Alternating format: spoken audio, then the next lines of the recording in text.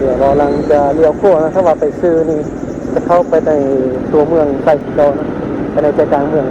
เรากำลังจะฮอตนี่จะเลี้ยวขวานะเส้นทางบนนี้นี่ไปซื้อๆเลยนี่จะไปกาดน้ำกัดเดียวละป่า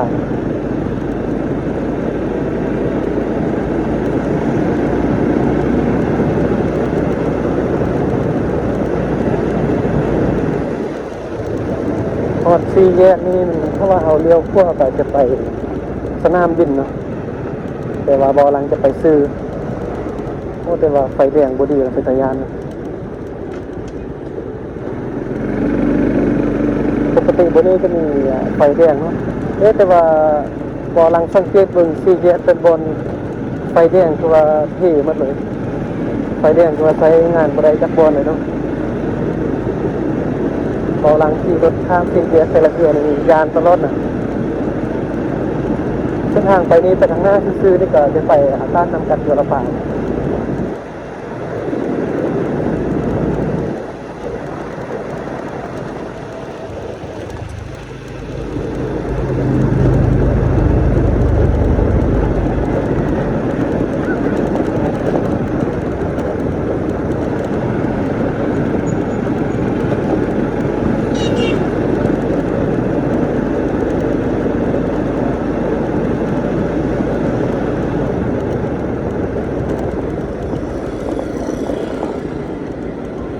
เดี๋ยวบอลังจะเรียกพวกมาให้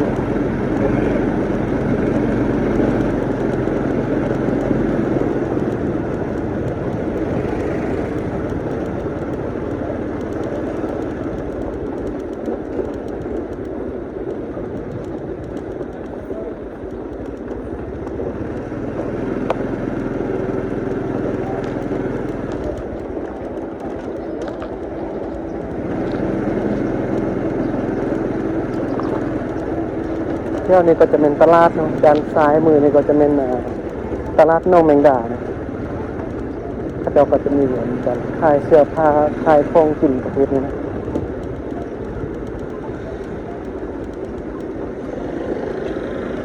แต่ว่ารถไล่ขนาดรถติดตลอดเลยนะ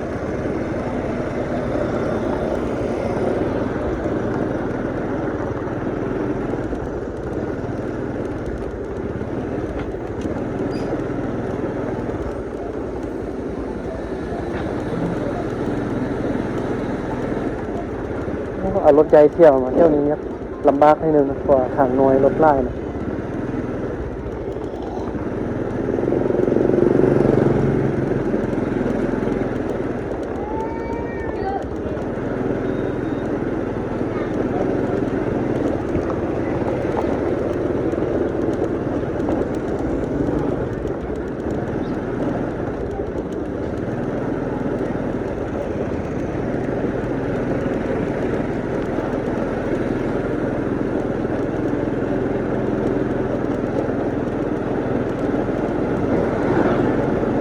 เดี๋ยวกำลังจะเลี้ยวซ้ายนะจะ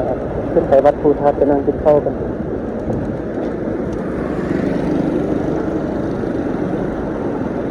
สี่แยกวันนี้บ่มีไฟแดงกันนะถ้าจะเลี้ยวซ้ายหรือพวกนี้ไประวังนิดนึงนะนี่จะเป็นเส้นทางขึ้นไปวัดภูทับนะคุณผู้ชมวัดภูทับนี่จะตั้งอยู่ที่สูงแบบนี้เนาะถ้าเราขึ้นมาอยู่วัดภูทับนี่เขาจะสามารถเบิ่งเป็นตัวเมืองเทศบาลตัวเมืองไทยเลยนะเพราะว่าบนนี้จะเป็นบนสูงนะบนสูงแต่เราจะขึ้นไปทางเข้าแค่นี้นะ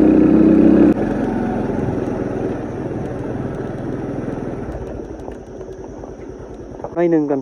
เราลังมาเห็นวัดพุทธาตอนนี้นี่ก็ถือว่าเขาจะได้ปรับปรุงขึ้นลายเนาะแล้วก็งามขึ้นลายกว่าเก่าอีกว้าวเขาจะแต่งเป็นเหมือนเฮ็ดเป็นแขนแบบนี้เนาะ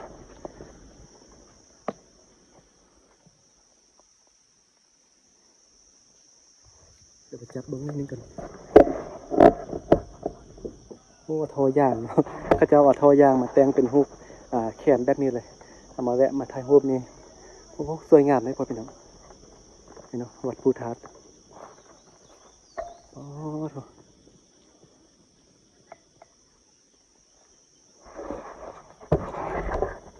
ว วัดภูฐานนี่ก็เป็นจุดหนึ่งเนาะเป็นจุดเช็คอินจุดหนึ่งของเมืองไส่เนาะถ้าว่าพ่อแม่พี่น้องท่านใดที่ได้มาเที่ยวตัวเมืองไส่ก็อย่าลืมมาแวะมาเช็คอินมาถ่ายรูปอยู่ที่วัดภูฐานเนาะ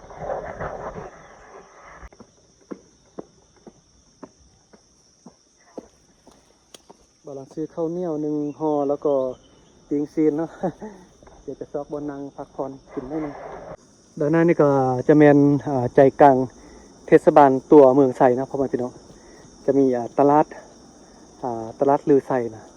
จุดแถวตลาดลือไส่ก็จะเป็นจุดใจกลางเมืองตัวเมืองไส่นี่เนาะตอนนี้ตัวเมืองไส่ก็ถือว่าเริ่มพัฒนาเริ่มเจริญขึ้นไล่แล้วพ่อแม่พี่น้องเบาลังบ่ได้มาเป็นปีแล้วเนาะขนาดว่าปีเดียวที่ว่าเบาลังบ่ได้มาตัวเมืองไส่แต่ยังว่าพัฒนายังเจริญขึ้นซ้ำนี้เนาะถ้าว่าอีกหลายปีนี้น่าเจริญไล่กว่านี้อีกตึมน่าเสียดายที่เบาลังบ่มีโดรนนะถ้าว่าเบาลังมีโดรนนี่จะเอาโดรนบินแล้วก็เก็บภาพมุมสูงมาให้พ่อแม่พี่น้องได้เบิ่งนี่วิวงามเลยนี่ก็จะเป็นเทศบาลตัวเมืองไส่เนาะ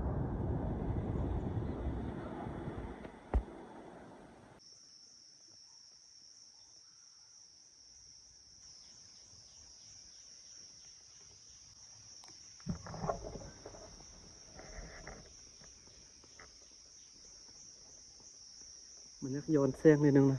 เพราะว่าแสงตะเวนในซองมาทางนี้นะถ้าว่าปินมาทางนี้นี่แสงมันจะแจ้งดีนะโอเคนะตอนนี้เบาลังก็จะขี่รถลงไปในเทศบาลตัวเมืองไส่นะแล้วก็จะเก็บภาพบรรยากาศมาให้พ่อแม่พี่น้องได้เบิ่งได้ชมกันเนาะแต่ว่าตอนนี้เบาลังจะเก็บภาพอยู่วัดภูฐานให้เบิ่งก่อนเพราะว่าวัดภูฐานนี่ก็เป็นจุดหนึ่งเป็นจุดเช็คอินเนาะของเมืองไส่นะเพราะว่าถ้าว่าพ่อแม่พี่น้องท่านได้ที่มาฮอดตัวเมืองไส่แล้วก็อย่าลืมเนาะแวะมาเช็คอินอยู่วัดภูฐานก่อนแล้วก็ยังมีตาดน้ำกับจอระปาอีกเนาะเดี๋ยวมื้อนี้เบาลังจะเก็บภาพอยู่วัดภูฐานแล้วก็จะขี่รถเลาะลงไปเทศบาลตัวเมืองไส่เนาะเบิ่งป้าเท่าวัดภูฐานดิสวยงามเนาะเบิ่งเขาเจ้าแต่งเป็นรูปแขนแบบนี้เอาโทมาแต่งเป็นรูปแขนแบบนี้เลยเดี๋ยวจะเก็บภาพอยู่นี่น้อยนึงก่อนแล้วค่อยลงไปอยู่นี่ก็จะมีพระประจำวันเกิดเนาะเบาลังเกิดวันพฤหัสเนาะ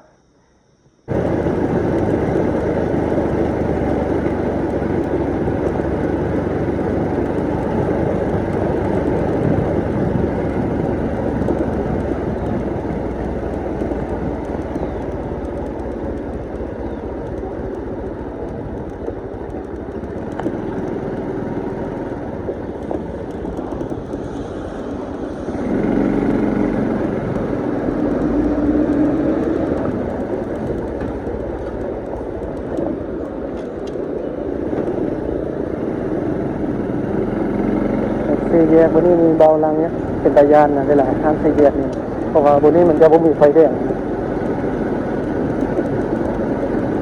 จะเป็นตัวบ้านพักนะอยู่ด้านขั้วมือนี่ก็จะมีตลาดมืดนะตลาดมืดแต่จะอยู่ด้านขั้วมือ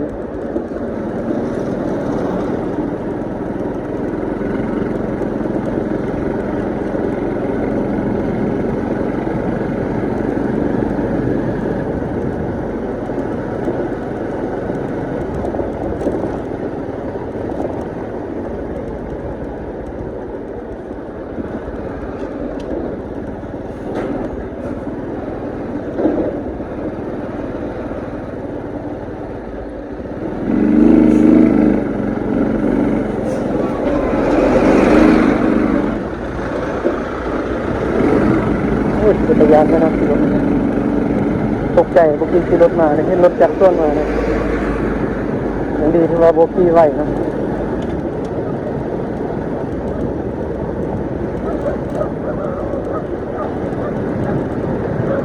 เดี๋ยวจะไปซอกบอลพักครับ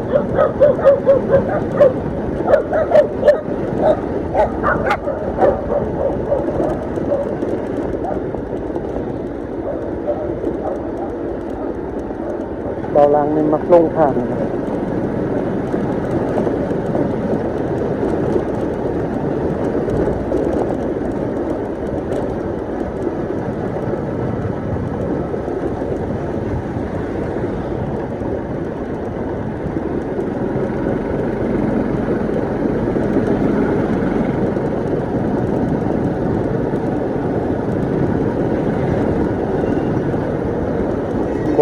ว่าบ้านพักอยู่เมืองไทยนี้ราคาจะแพงหรือบ่เพราะว่าการเดินทางของบาลังกางบประมาณมีจำกัดเนาะ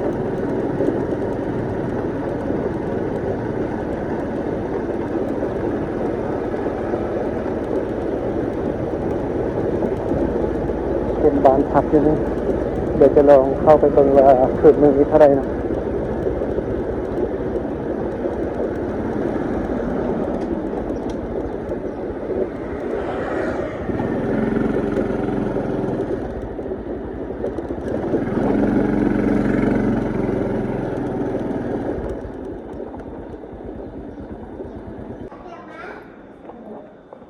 ยังมีห้องว่างบ่เอ่ย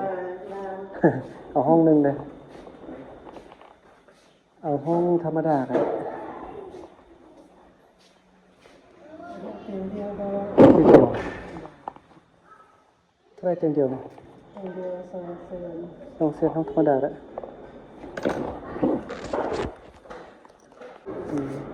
2 เซนตรงนี้เนาะ